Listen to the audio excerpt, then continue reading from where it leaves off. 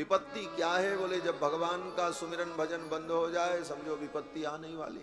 भगवान को भूल जाना ही सबसे बड़ी विपत्ति। विपद विस्मरणम विष्णु संपन्न नारायण स्मृति। विपत्ति भगवान को भूलना है और संपत्ति बोले भगवान का स्मरण बने रहना, यही संपत्ति है। इसीलिए वेदव्यास जी कहते हैं कि विपदो नैव विपदः, विपत्ति विपत्ति नहीं है, संपदो नैव संपदः, संपत्ति संपत्ति नहीं है। बोले तो फिर विपत्ति संपत्ति क्या है? तो वेदव्यास जी कहते हैं विपद विस्मरणम विष्णु संपन्न नारायण स्मृति। भगवान को भूलना ही विपत्ति है और भगवान का स्मरण करते रहना यही संपत्ति है। स्वर्ग के देवता भगवान को भूल गए। अब भूले क्यों?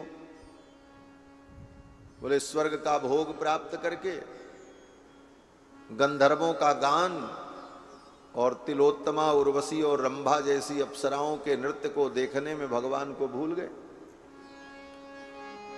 और जब भगवान को भूल गए तब भगवान ने कहा अब इनको याद दिलानी पड़ेगी। और तब रावण ने जब गदा उठाई और स्वर्ग पर आक्रमण किया, तब देवताओं को भगवान की याद आई। तब भगवान को पुकारा, जय जय सुरनायक जन सुखदायक प्रणत पाल भगवंता। फिर देवताओं ने भगवान की शरणागति की। ये प्रणत पाल इसीलिए कह रहे हैं, शरणागत पालक हैं भगवान, और मैं आपकी शरणागति कर रहा हूं। तो देवताओं ने भगवान की शरणागति, रामायण की शुरुआत यहीं से होती है। सर्वप्रथम देवताओं ने भगवान की शरणागति की। जो सर्व समर्थ हैं, जिनको समर्थ कहा जाता है, वे देवता भी भगवान की शरणागति की। देवताओं की शरणागति के बाद भगवान का अवतार हुआ। फिर विश्वामित्र जी भी अपने को असमर्थ पाए और भगवान की शरण में आए, और भगवान को पाकर के उन्हें लगा कि मुझे सब कुछ मिल गया। विश्वामित्र महानिधि पाई। आगे भगवान चले तो मिथिला में भक्तों ने शरणागति की। फिर भगवान मिथिला से लौट करके आए, वन की यात्रा पर चलने लगे तो लक्ष्मण जी ने भगवान की शरणागति की। सभ्रातुश्चरणौ गाढ़ं निपीड्य रघुनंदनः। फिर चित्रकूट में श्री भरत जी ने शरणागति की। फिर दंडकारण्य में भगवान ने प्रवेश किया तो दंडकारण्य के मुनियों ने भगवान की शरणागति की। मंगलानि प्रयुञ्जाना प्रत्यगृह्णन् दृढ़व्रताः। उन मुनियों ने भगवान की शरणागति करते हुए कहा कि रक्षणीयस्त्वया सस्वत्।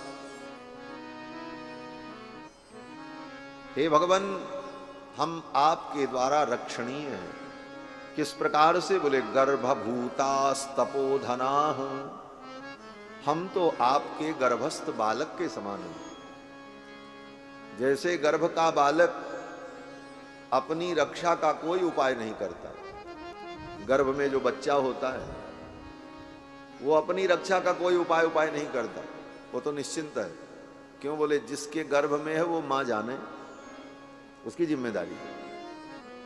माँ सावधानी से उठे, सावधानी से बैठे, क्या खाना है वो खाए, समय से विश्राम करे, जिससे वो बच्चा सुरक्षित रहे गर्भ में। ये जिम्मेदारी किसकी है? माँ की। उन मुनियों ने दंडकारण्य में कहा रक्षणीयस्त्वया सस्वत् गर्भभूतास्तपोधनाः। हम तो आपके शरणागत हैं, गर्भस्थ बालक के समान। जैसे गर्भस्थ बालक अपने भोजन की भी चिंता नहीं करता। शरणागति का यही मतलब होता है, सब कुछ भगवान के ऊपर छोड़ दो। जैसे गर्भस्थ बालक इसकी भी चिंता नहीं करता कि हमको भोजन कौन देगा, इसकी चिंता भी मां को करनी है, और ना करे तो उसकी भी कोई परवाह नहीं। तो हे प्रभु, हम आपके शरणागत हैं, आप सर्वविध हमारी रक्षा करो। तो दंडकारण्य के मुनियों ने शरणागति। आगे जाने पर सबरी ने शरणागति की। सुग्रीव ने शरणागति की, हनुमान जी ने शरणागति की, समुद्र के तट पर विभीषण जी ने शरणागति की। और जब रघुनाथ जी लंका विजय करके अयोध्या लौटे तो संपूर्ण प्रजा ने, देवताओं ने, चारों वेदों ने मूर्तिमान होकर के, प्रकट होकर के भगवान की स्तुति करते हुए शरणागति की। सर्वलोक शरण्याय राघवाय महात्मा। तो रामायण शरणागति के सिद्धांत का प्रतिपादन करने वाला अद्भुत ग्रंथ। पग पग पर इसमें शरणागति का ही वर्णन। और भगवान की शरणागति कर ले तभी व्यक्ति मोह से बच सकता है। कर्म का भरोसा, ज्ञान का भरोसा, भक्ति का भरोसा, बोले कर्म, ज्ञान, भक्ति, अनुष्ठान, जप, इनके भरोसे अगर आप हो तो कहीं न कहीं मोह हो सकता है। लेकिन अगर इन सब को करते हुए, ज्ञानानुष्ठान करते हुए, कर्मानुष्ठान करते हुए, भक्ति का अनुष्ठान करते हुए, जप तप करते हुए भी, इन सारे कर्मों को करते हुए भी इन कर्मों का भरोसा न करके केवल भगवान का भरोसा करना, यही शरणागति है। और यह स्थिति हो जाए तो उस व्यक्ति को मोह नहीं होता। लेकिन ये बात तब समझ में आएगी जब बहुकाल करिए सत्संगा, तब हुई हैं सब संशय भंगा। कल के प्रसंग में आप सभी लोगों ने श्रवण किया कि भगवान विश्वामित्र जी के साथ सिद्धाश्रम पधारे। गंगा के तट पर विश्वामित्र जी का आश्रम सिद्धाश्रम, उसका एक नाम बामनाश्रम भी है। बामन भगवान ने वहां पर तप किया था। बामनावतार में बामन भगवान ने वहां पर तप किया था कई वर्षों तक,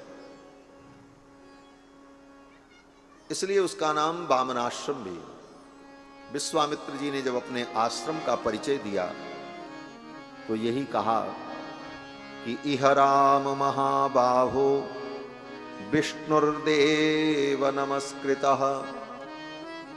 हे महाबाहु, भगवान विष्णु ने जब वामनावतार धारण किया था तो उन्होंने यहां रह करके तप किया है। एष पूर्वाश्रमो राम वामनस्य महात्मनः। ये वामन भगवान का पूर्वाश्रम है, उन्होंने यहां रह करके तप किया है, इसीलिए इसका नाम सिद्धाश्रम भी है। और दूसरे शब्दों में मानो विश्वामित्र जी संकेत करते हैं, राम ये तुम्हारा ही आश्रम है, इसको अपना ही समझो। क्यों? बोले आप ही तो वामन थे, विष्णु भगवान ही तो वामन बने। वेद भगवान यही तो कहते हैं, इदम विष्णुर्विचक्रमे त्रेधा निदधे पदम। भगवान विष्णु ही जब वामन के रूप में प्रकट हुए तो त्रेधा निदधे पदम, 3 पग में संपूर्ण ब्रह्मांड को नाप लिया। त्रीणि पदा विचक्रमे, भगवान त्रिविक्रम ने, भगवान विष्णु ने 3 पग नापने के क्रम में संपूर्ण ब्रह्मांड को नाप लिया। वही वामन, वही त्रिविक्रम श्री राम के रूप में प्रकट है। तो विश्वामित्र जी कहते हैं, हे राम ये आपका ही आश्रम है, इसको आप अपना ही समझो।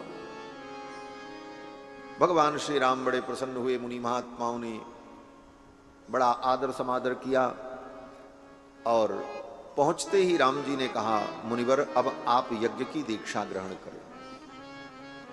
अद्यैव दीक्षां प्रविशि भद्रम ते मुनिपुंगव। अद्यैव दीक्षां प्रविशो, हे भगवान आज ही आप दीक्षा ग्रहण करें और ये सिद्धाश्रम आपका सिद्धाश्रम बन जाए। विश्वामित्र जी बड़े प्रसन्न हुए और सुंदर मुहूर्त में यज्ञ का संकल्प लिया और यज्ञ का संकल्प लेकर प्रशस्त वेदिका पर विराजमान होकर के विश्वामित्र जी महाराज यज्ञ करने लगे। प्रज्ज्वाल ततो वेदिहि सोपाध्याय पुरोहिता। बड़े बड़े उपाध्याय, उपाध्याय माने विद्वान, ऐसे विद्वान लोग, पुरोहित लोग विधि विधान का निरूपण करने लगे। यज्ञ प्रारंभ हुआ।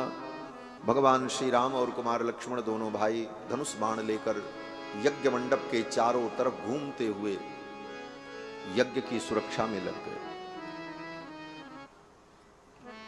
एक जगह बैठ करके राम लक्ष्मण दोनों भाई यज्ञ की सुरक्षा नहीं कर रहे थे।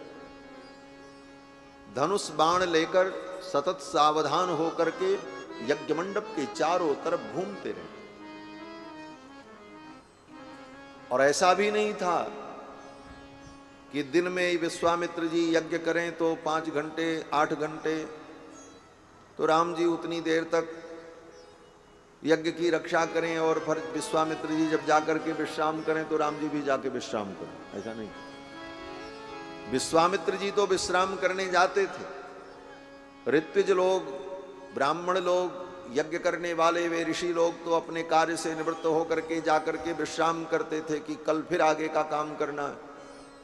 लेकिन राम लक्ष्मण दोनों भाई बोले अनवरत 24 घंटे यज्ञ की सुरक्षा में ही लगे रहे और 6 दिन बीत गया।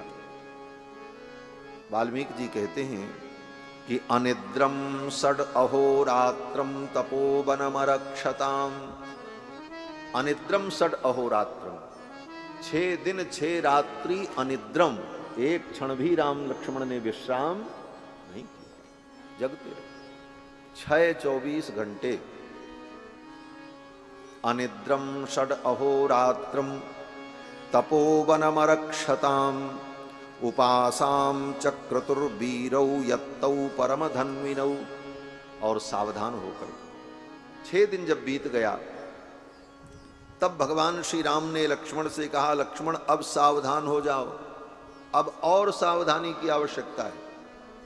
क्यों? बोले अब असुरों के आने का समय हो गया है। सौमित्रिमब्रवीत रामो यत्तो भव समाहितः।